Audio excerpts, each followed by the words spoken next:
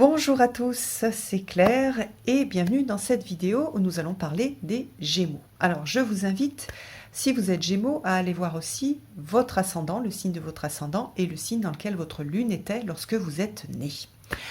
Alors, comme pour les autres signes, le tirage est divisé en deux parties. Donc il y a une partie chemin de vie et une partie avec trois aspects de la vie quotidienne. Donc le chemin de vie est représenté par un majeur du tarot de Marseille, et puis le reste, ça a été tiré dans le Merry Christmas. Alors, au niveau de votre chemin de vie, vous avez la carte du jugement. Alors la carte du jugement, c'est une carte qui est très intéressante et dans laquelle on a deux aspects qui vont, en fonction de votre chemin de vie, justement, plus ou moins s'exprimer. Alors très souvent, dans la majeure partie des cas, le jugement, c'est une carte de bilan. C'est-à-dire, on va apporter un jugement sur ce qui s'est passé, sur le passé. Donc, qu'est-ce que j'ai fait jusqu'à présent? Quels sont les choix que j'ai pris? Comment je me suis comportée? Quels sont les gens que j'ai fréquentés, etc. Et où est-ce que ça m'a amené? Et est-ce que ça me plaît ou pas? Si ça me plaît, je fais ce jugement-là et je me dis, ok, je vais continuer à faire ce que j'ai fait précédemment. S'il y a des choses qui ne me plaisent pas, je me dis, bah voilà, il va falloir faire différemment. Donc c'est en ça que la carte du jugement, c'est une grande carte de bilan. Donc pour vous, toute l'année prochaine, vous allez être sur cette idée de bilan. C'est aussi une carte d'appel, souvent voilà, avec comment dire, la trompette, on a cette idée d'appel, de réveil. Donc c'est aussi une année où vous allez avoir, on va vous souffler des coups de trompette dans les oreilles et vous allez avoir des appels. Alors un appel qui parfois va se produire à partir de, par exemple, plein de synchronicités qui vont être qui vont représenter les petites notes de cet appel, ou ça va être un appel intérieur.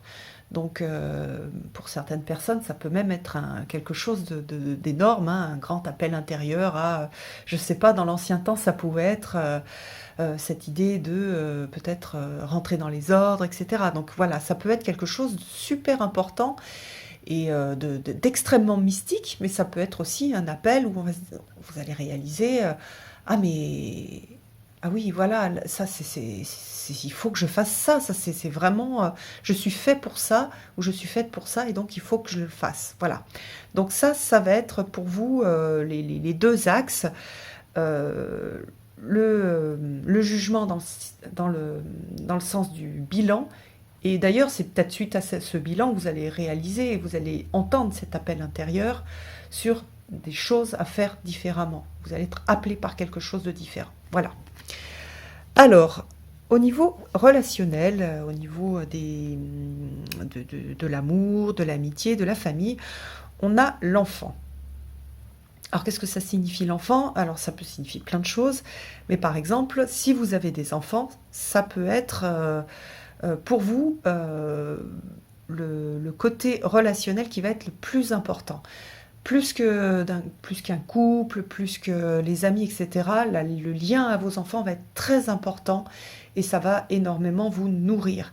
Donc prenez du temps avec vos enfants, prenez du temps pour jouer avec eux, pour partager des moments avec eux. Ça va être très très important si vous avez des enfants. Si vous n'avez pas d'enfants, ça peut être aussi l'enfant intérieur. Donc là, on est sur du relationnel, mais plus sur un relationnel personnel en fait, de vous avec vous-même, votre enfant intérieur. Comment est-ce que vous le nourrissez? Comment est-ce que votre partie enfant, la partie enfant blessée, qu'est-ce que vous faites d'elle? Comment vous prenez soin d'elle? Donc vous voyez, on a cette idée de prendre soin de l'enfant intérieur et d'ailleurs, parfois c'est les deux, de l'enfant extérieur. Cette partie enfantine, elle est importante dans vos relations. Ça veut dire aussi qu'au niveau relationnel, vous allez avoir le côté enfantin des relations. Donc attention, si vous rencontrez, vous êtes dans une nouvelle rencontre amoureuse, de ne pas vous perdre dans ce lien de parent-enfant. si vous êtes une femme, pas aller chercher un père dans l'homme. C'est pas un père que vous cherchez, c'est un compagnon. Et très souvent, hein, dans ce type de recherche, on se retrouve avec des relations qui deviennent, avec le temps, pas très saines. Voilà. Et si vous êtes un homme, même chose, c'est pas une mère que vous cherchez, c'est une compagne. Voilà. Et d'ailleurs, dans les couples homosexuels, enfin dans tous les couples, on a ça. Même vous ne cherchez pas une mère, vous ne cherchez pas un père, vous allez chercher un compagne ou une compagne, pardon, ou un compagnon. Voilà. Donc attention dans les relations interpersonnelles. Même chose. En fait, cette projection de père ou de mère, on va le retrouver aussi en amitié. Votre ami, c'est pas votre père, c'est pas votre mère, c'est votre ami, c'est quelqu'un qui est... voilà, on a cette idée de chercher l'égalité dans les relations que l'on n'a pas quand on est enfant. Voilà. Alors le côté, par contre, positif, c'est que vous allez pouvoir être dans des choses assez légères et dans le jeu dans vos relations. Ça, c'est bien. Ça, c'est super intéressant de retrouver un peu ces relations légères dans les relations interpersonnelles. C'est aussi, alors au niveau de la famille, c'est quel enfant vous étiez, les problématiques que votre enfant a eues avec votre famille, et vous allez avoir ça à gérer. Alors ça, souvent, c'est pas super agréable, mais de vous replacer justement à votre place en tant qu'enfant vis-à-vis de vos parents, en tant que frère ou sœur vis-à-vis de vos frères et sœurs. Ça fait du bien en fait de replacer tout le monde à sa place. Et puis aussi de voir qu'aujourd'hui vous n'êtes plus un enfant, mais vous êtes un adulte. Donc de vous replacer dans la famille en tant qu'adulte qui a été un enfant. Voilà. Vous avez été cet enfant, et donc les souffrances, pour dépasser quelque part les souffrances que peut apporter ce fait ça va pas être pour tout le monde, hein, ça va être plutôt pour les gens qui ont eu des difficultés pendant leur enfance. Vous replacer en tant qu'enfant, ça va vous refaire, ça va faire résonner des choses de votre enfant intérieur, de l'enfant que vous étiez.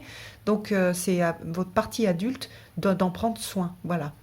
Vous n'avez plus besoin forcément comment dire, ce que vous n'avez pas eu étant enfant, vous ne l'aurez jamais aujourd'hui, puisque vous êtes un adulte. C'est à vous d'apporter ces parties-là à votre enfant intérieur. Voilà. Bon, j'espère que j'ai été claire.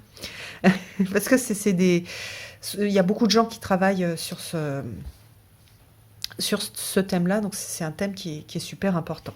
Alors, au niveau du travail et de l'argent, alors vous avez la carte de l'ours brun avec l'aspect, on va dire, féminin et masculin. Donc l'aspect féminin, c'est la protection de l'aspect mère, et l'aspect masculin, c'est la même chose, c'est la protection, mais plutôt d'une façon, on va dire, qui est souvent liée au masculin. Donc c'est pas du tout une année pour jouer au loto, pour prendre des risques, etc.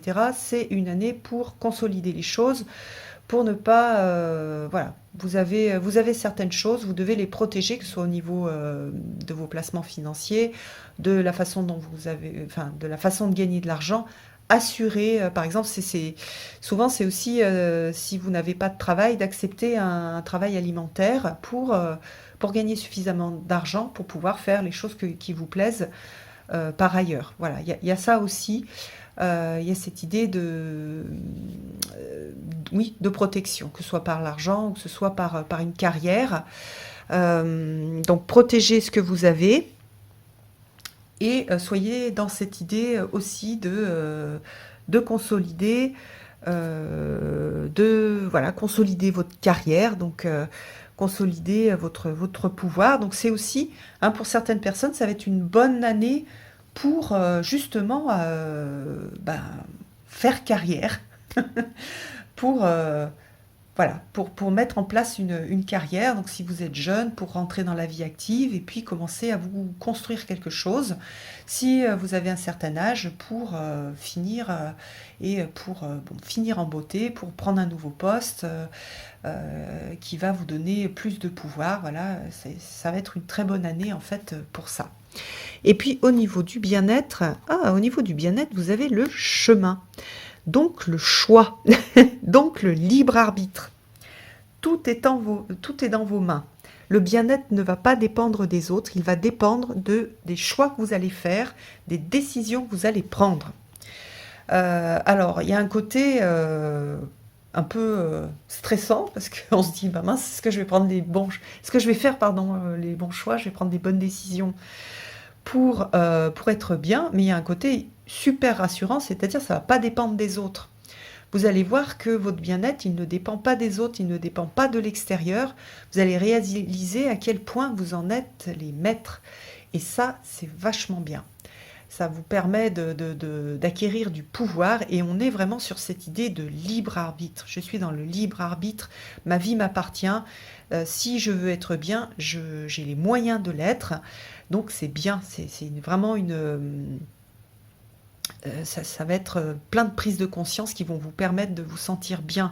Donc ça va être des bons moments pour avoir des pratiques entre guillemets vertueuses. Si vous avez envie de prendre mieux soin de votre corps, que ce soit peut-être un petit peu plus bouger, mais bouger en prenant du plaisir à bouger. Moi, je suis pas trop une adepte d'ailleurs de forcer les choses, c'est-à-dire on choisit, mais on choisit intelligemment. Si je veux faire du sport, je vais choisir un sport où je prends du plaisir, où je vais faire quelque chose, une activité dans laquelle je prends du plaisir. Si je décide de mieux manger, mais je vais le faire avec du plaisir, je vais me faire des choses qui me plaisent. Voilà, l'idée c'est de pas être dans le fait j'impose, mais plutôt, voilà, j'ai vu que ça marchait pas, voilà. Par exemple, j'ai fait 12 000 régimes qui ont été difficiles pour moi, puis finalement j'ai repris des kilos. Comment est-ce que je peux être mieux dans mon corps, accepter mon corps tel qu'il est, et en prendre soin, mais plus avec une optique de je vais le chouchouter, je vais lui apporter des choses qui vont lui faire plaisir. Je vais faire un sport qui me fait plaisir, pas quelque chose qui me fait du mal. Si je mange correctement, je vais me faire des bons petits plats, je vais me faire du bien et je vais voir comment est-ce que je peux trouver des solutions pour me faire du bien. Et du bien de partout, c'est-à-dire pas juste au niveau du corps, mais aussi me faire du bien au niveau de mon ressenti. Si je fais, par exemple, il y a des pratiques qui sont chouettes que moi j'aime bien, pour les anxieux, c'est la cohérence cardiaque, je vais me choisir une vidéo qui va m'inspirer, avec une musique qui va m'inspirer en cohérence cardiaque, pas le truc avec juste une bulle qui monte et qui descend. C'est des choses toutes simples, c'est des choix tout simples aussi parfois, qui font que ça va être agréable ou non, et que ça va vous apporter du bien-être ou non. Je vais me remettre à dessiner pour me sentir bien, parce que j'aime bien dessiner. Bah oui, je suis pas un grand artiste ou une grande artiste, mais j'ai envie, une grande artiste, pardon. Mais j'ai envie, en fait, ça me fait du bien de dessiner, de reprendre mes crayons, voilà, c'est des choses comme ça, où je vais décider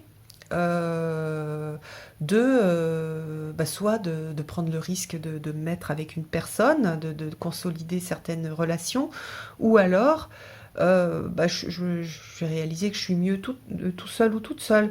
Donc c'est tous des choix qui vont faire que vous allez vous trouver dans un endroit où vous allez être bien. Donc voilà, ce bien-être, vous allez décider, et comme vous avez cette carte de jugement, ce bien-être, vous allez l'acquérir à partir de cette analyse que vous allez faire de ce qui s'est passé jusqu'à présent et qui vous a apporté ou non du bien-être. Et donc, vous allez choisir de prendre les mêmes chemins ou de choisir un autre chemin pour aller vers le bien-être. Voilà, c'est ça une grosse partie de votre travail sur le bien-être. J'espère que ça vous aura plu. Je vous embrasse. À bientôt.